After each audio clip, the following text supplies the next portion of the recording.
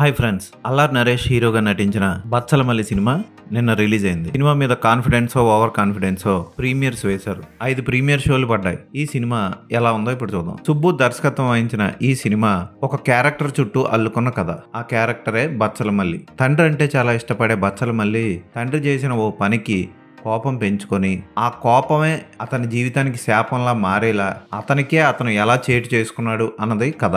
అతని జీవితాన్ని మార్చిన ఒక అమ్మాయి ప్రేమ, తల్లి ప్రేమ అతని కథని మలుపులు తిప్పుతాయి. అల్లార్ నరేష్ హీరోగా చాలా సినిమాల్లో నటించాడు. అయితే ఈ సినిమా అతనికి ప్రత్యేకం. ఈ సినిమాలో లాస్ట్ అరగంట చాలా బాగా యాక్ట్ చేశాడు అని చెప్పొచ్చు. కొత్తగా ఏ సినిమాలో యాక్ట్ చేయలేదు ఇలా అని మాత్రం చెప్పలేం, కానీ చాలా బాగా చేశాడు. ఇటువంటి గొప్ప పెర్ఫార్మెన్స్లు ఆయన ముందు సినిమాల్లో చాలా ఇచ్చాడు. శంభో శివశంభోలో పాత్ర ఇప్పటికీ చాలా రియలిస్టిక్ గా ఉంటుంది. అలాంటి పాత్రే ఇది కూడా. కొంచెం మేకప్ విషయంలో శ్రద్ధ తీసుకుంటే బాగుండు దర్శకుడు సుబ్బు. అయినా సరే సూరవరం అనే ఊరి బ్యాక్గ్రౌండ్ లో కథను చాలా బాగా చెప్పాడు సుబ్బు. రిచర్డ్ అందించిన అద్భుతమైన కెమెరా పనితనం ఈ సినిమాకి ప్లస్ పాయింట్. గోను సంచుల వ్యాపారం, వాటి చుట్టూ అల్లుకున్న కథ. ప్రత్యేకంగా ఈ దర్శకుడు సుబ్బు ఊరైన తుని మా ఊరే. అక్కడ సూరవరంలో గోను సంచుల వ్యాపారం ఎక్కువగా చేస్తూ ఉంటారు. ఫస్ట్ టైం తెలుగు తెర మీద పురికొస గోను సంచుల గురించి వినడం నా బాల్యాన్ని గుర్తు తెచ్చింది.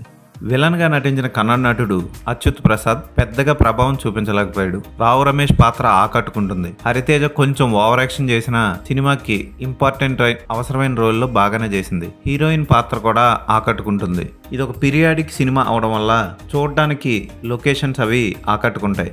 ఆర్ట్ డిపార్ట్మెంట్ మరింతగా శ్రద్ధ పెట్టి బడ్జెట్ని కొంచెం పెంచి బాగా తీసుంటే సినిమా ఇంకా బాగుండు. క్లైమాక్స్లో ఏం జరుగుతుందో అన్నది తెర మీద మీరు చూసి తెలుసుకోవాలి. దాన్ని చాలా బాగా తీశాడు సుబ్బు. ఈ లాస్ట్ అరగంట ఈ సినిమాకి ప్రాణం. ఫస్ట్ హాఫ్ మనం ఎక్స్పెక్ట్ చేసినట్లు అలా సాదా సీదాగా నడుచుకుంటూ వెళ్ళిపోతుంది. ఇంటర్వెల్ ట్విస్ట్ కూడా మనం ఊహించగలం. కానీ ఎక్కడైతే సెకండ్ హాఫ్ స్టార్ట్ అయిందో 10 నిమిషాల వరకు బోర్గా అనిపించిన తర్వాత నుంచి మళ్ళీ సినిమా మంచి ట్విస్టులు తీసుకొని ఇంట్రెస్టింగ్ గా సాగుతుంది. క్లైమాక్స్ లో వచ్చే చావుకు సంబంధించిన సీన్లు ఏంటి అన్నవి నేను మీకు చెప్పను, మీరు తెర మీద చూడండి. చాలా బాగా వచ్చాయి. షోలో బ్రతికే సో బెటర్ లాంటి రొటీన్ సినిమా తీసి అంతగా పేరు తెచ్చుకోకపోయినా ఈ సినిమాతో పర్వాలేదనిపించే దర్శకుడు అనే పేరు తెచ్చుకుంటాడు సుబ్బు. ఈ సినిమాకి ప్రధాన మైనస్ పాయింట్ విశాల్ చంద్రశేఖర్ అందించిన బ్యాక్గ్రౌండ్ స్కోర్ సాంగ్స్. ఒక పాట కూడా ఆకట్టుకోదు.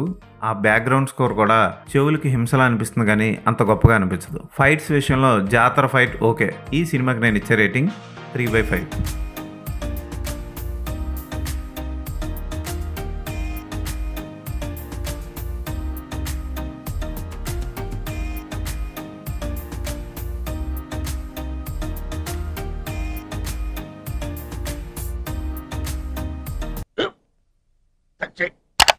స్కూల్ బెంచ్ లాగా ఎంత గట్టిగా ఉందోరా? కొట్రా, కొట్టు, పర్లేదు, కొట్టు. బాబాయ్ ఏంటి నువ్వు కొడతావా? కమా బిట్ మీ యార్. వద్దు బాబాయ్. వాణ్ణి నేను కొట్టడం లేదమ్మా, వాణ్ణే నన్ను కొట్టమంటున్నాను. నువ్వేం కంగారు పడక్కర్లేదు. అడుగుతావేంటి?